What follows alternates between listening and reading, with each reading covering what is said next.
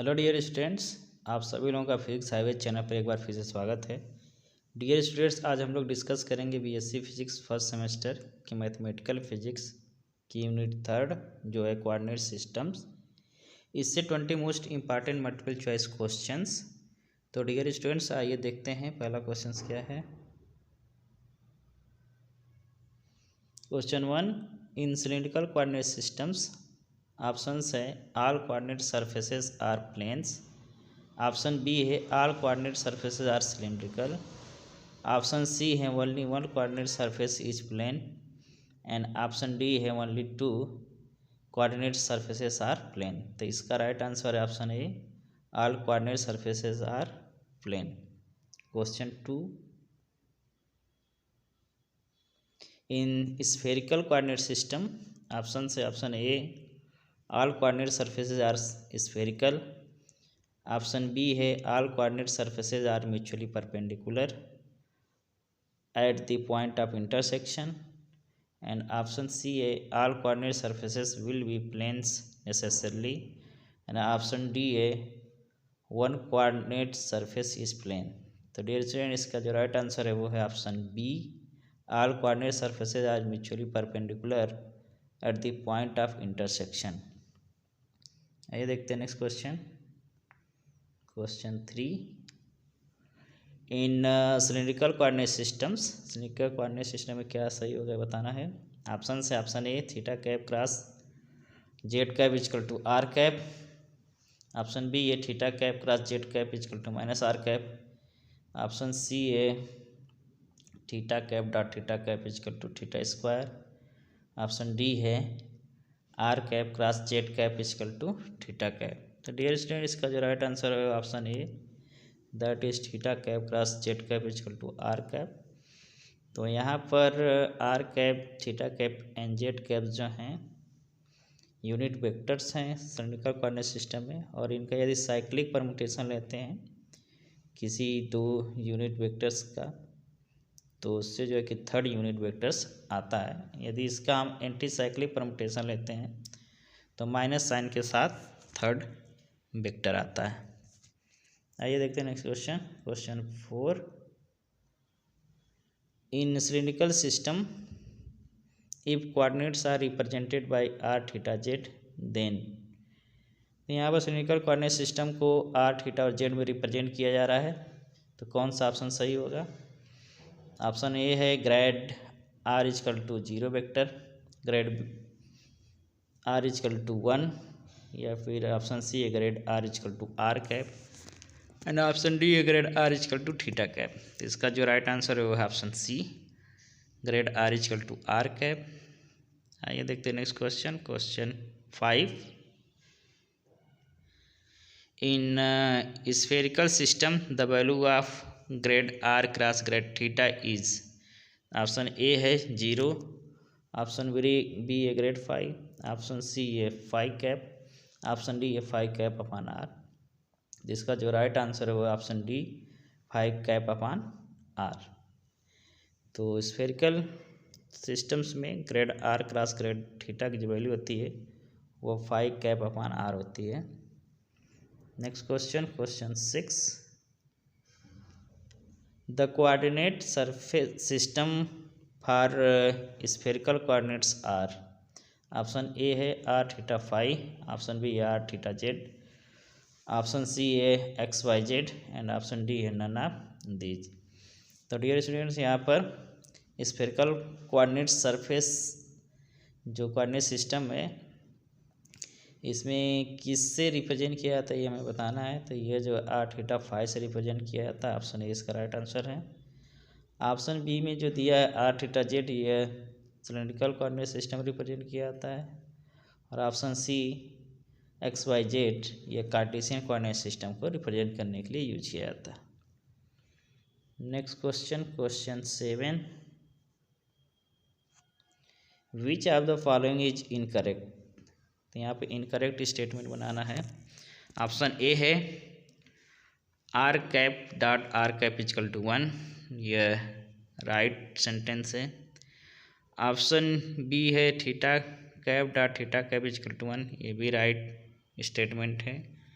Option C at r cap dot theta cap equal to 0, ये भी क्या है ऑप्शन राइट स्टेटमेंट है।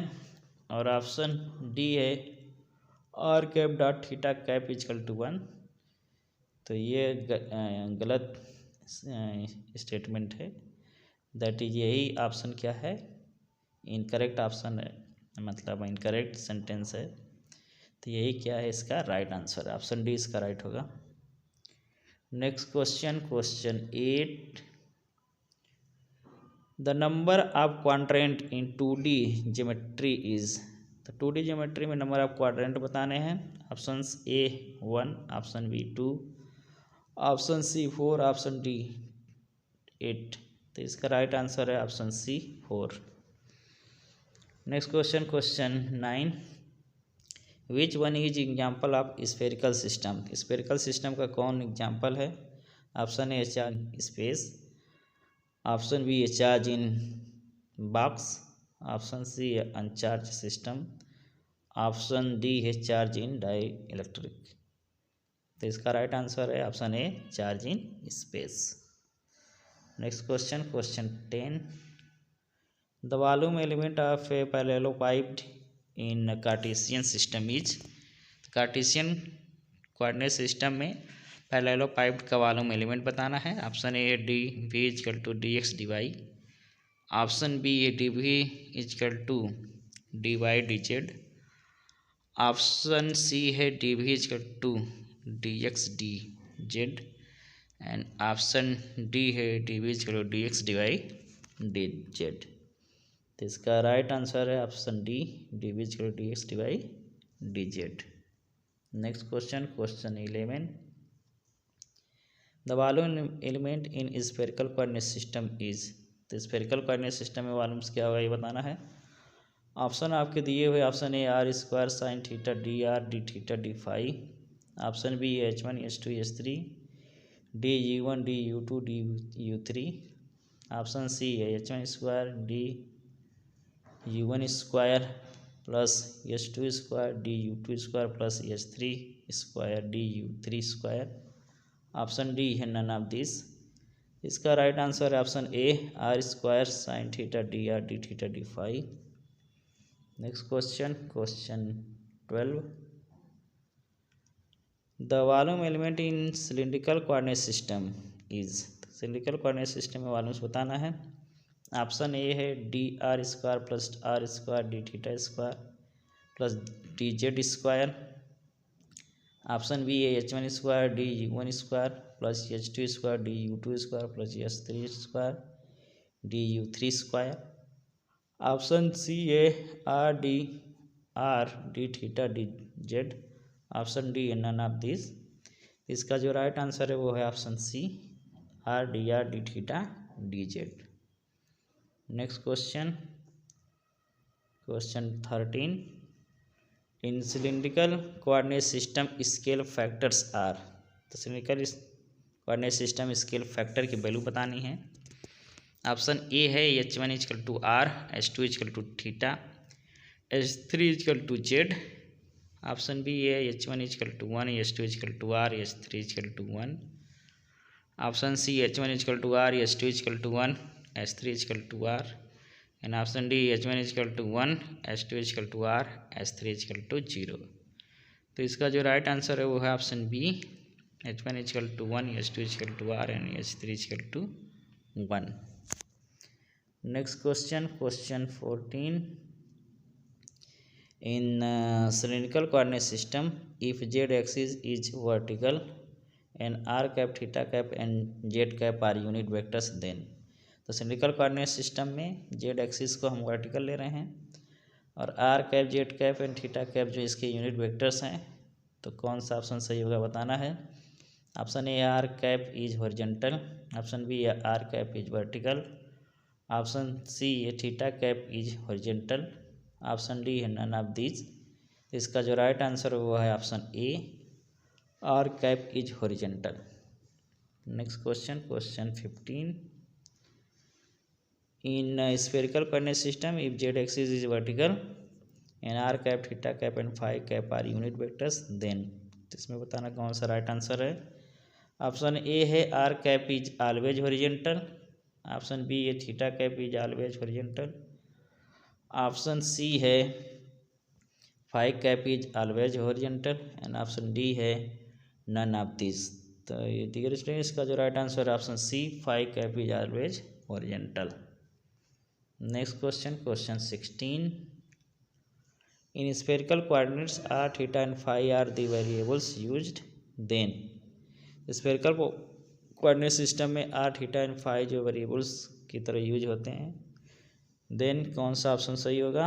ऑप्शन ए है are cap theta cap and phi cap have fix directions, option B a theta cap and phi cap are function of position but r cap has fix direction, option C a theta cap and phi cap have fix direction but r cap is function of position, option D है are cap theta cap and phi cap all are function of position. ये इसमें इसका जो right answer है वो है option D r cap theta cap and phi cap all are function of position. तो spherical coordinate system में r cap theta cap phi cap जो यूनिट वेक्टर्स होते हैं इनके जो डायरेक्शंस होते हैं ये पोजीशन का फंक्शन होता है। Next question, question 17, which of the following is incorrect for spherical polar coordinates. Spherical polar coordinates में कौन सा स्टेटमेंट रॉन्ग है ये बताना है। तो ऑप्शन ए है are cap theta cap and phi cap are mutually perpendicular, ये राइट आंसर है। The limit of theta is 0 to π/2, ये गलत है। ऑप्शन सी है the limit of theta is 0 to π, ये सही है। The limit of phi is 0 to 2π, ये भी सही है। यानी ऑप्शन बी जो है कि ये इनकरेक्ट स्टेटमेंट है और इसका जो राइट आंसर होगा वो होगा option B. Next question, question 18, a spherical coordinate is not related to the Cartesian coordinates by which of the following. तो यहाँ पर कहा जा रहा है कि स्फेरिकल कोऑर्डिनेट और कार्टेशियन कोऑर्डिनेट में कौन ऐसा रिलेशन है जो वैलिड नहीं है। ऑप्शन ए जो है x equal to r sine theta cos phi, ये वैलिड है रिलेशन। ऑप्शन बी है y equal to r sine theta sine phi, ये भी वैलिड है। ऑप्शन सी है z equal to r cos theta, ये भी वैलिड है। और ऑप्शन डी है जेड इक्वल टू जेड। तो ये क्वेश्चन 18 इस पर question 18, a spherical coordinate is not related to the Cartesian coordinates by which of the following. तो यहाँ पर बताना है कि स्फेरिकल कोऑर्डिनेट सिस्टम और कार्टेशियन कोऑर्डिनेट सिस्टम में कौन सा रिलेशन वैलिड नहीं है ये बताना है। ऑप्शन ए है x equal to r sine theta cos phi, ये करेक्ट रिलेशन है, वैलिड है। ऑप्शन बी है y equal to r sine theta sine phi, ये भी वैलिड है। ऑप्शन सी है z equal to r cos theta, ये भी वैलिड है। ऑप्शन डी है जेड इक्वल टू जेड, तो ये जो है वैलिड नहीं है, यानी ऑप्शन डी इसका क्या है राइट आंसर है। Next question, question 19, a spherical question 19, a cylindrical coordinate is not related to the Cartesian coordinates by which of the following. तो यहाँ सिलिंड्रिकल और कार्टेशियन कोऑर्डिनेट सिस्टम के बीच का रिलेशन बताना है। ऑप्शन ए है x equal to r cos theta, ये right relation है।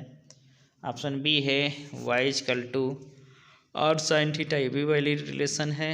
ऑप्शन सी है z equal to r cos theta, ये वैलिड नहीं है। ऑप्शन डी है जेड इक्वल टू जेड, ये वैलिड रिलेशन है, यानी ऑप्शन सी इसका जो होगा ये राइट आंसर होगा।